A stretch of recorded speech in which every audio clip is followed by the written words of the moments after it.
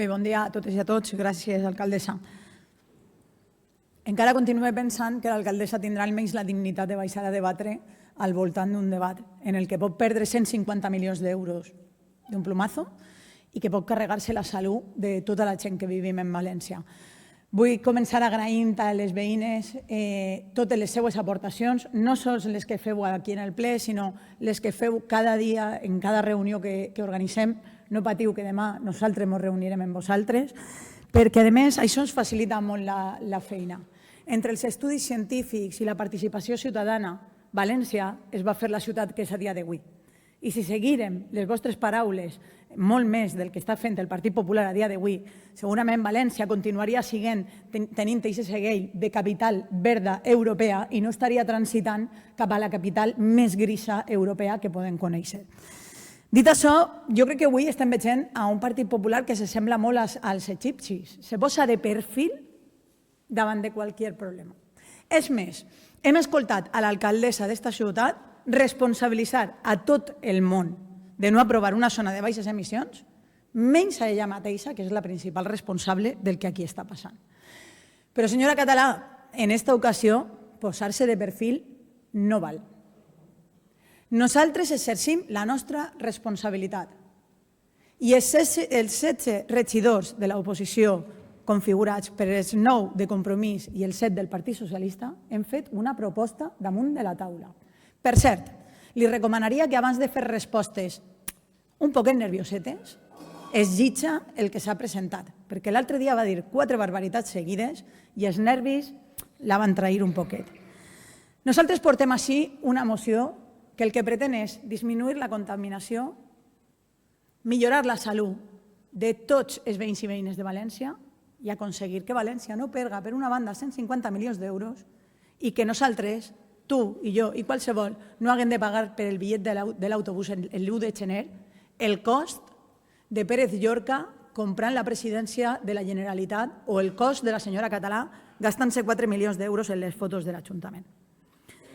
Jo vull que m'expliquen en aquest debat quin és el problema d'aprovar una zona de baixes emissions que sigui aplicable a tota la ciutat, que permeta que els vehicles d'etiquetes B, sí, parlem d'etiquetes també, etiquetes zero, etiquetes eco, puguen transitar per aquesta ciutat de tots els veïns que viuen en ella?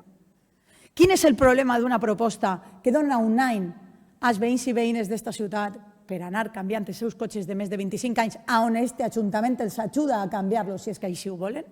Quin és el problema d'una moció que el que vol és millorar el transport públic, que el tenen petat, descuidat i malbaratat per a que després agafem més el cotxe?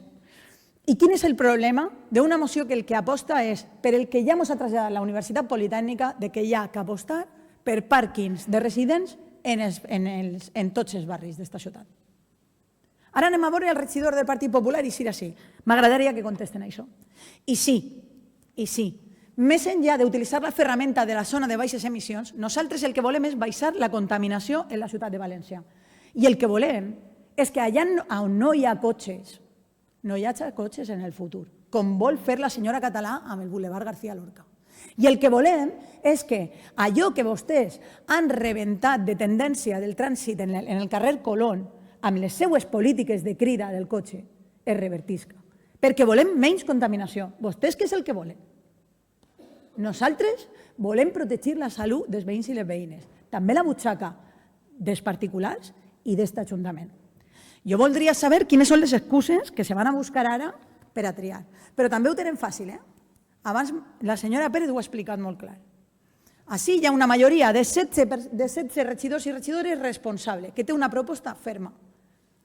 Vostès poden pactar amb els negacionistes de Vox o se poden abstindre. Però avui se van a mullar. A partir d'avui la senyora Català no tindrà la poca vergonya d'eixir i responsabilitzar a l'oposició del seu desgovern, de la seva incapacitat de governar el seu equip de govern. I sí, negociarem tantes voltes com calga. Ens assentarem en qui vulgui negociar, perquè el que ens ha quedat molt clar en aquesta última setmana és que el Partit Popular no vol negociar. Perquè encara que el senyor Carbonell cride, la senyora Català sap perfectament que si així apreta el botó, demà no tindrà govern i després demà perdrà un president un altre més, per la incompetència del Partit Popular Gràcies, senyora en les Robles. polítiques verdes. Gràcies. Senyor Carles.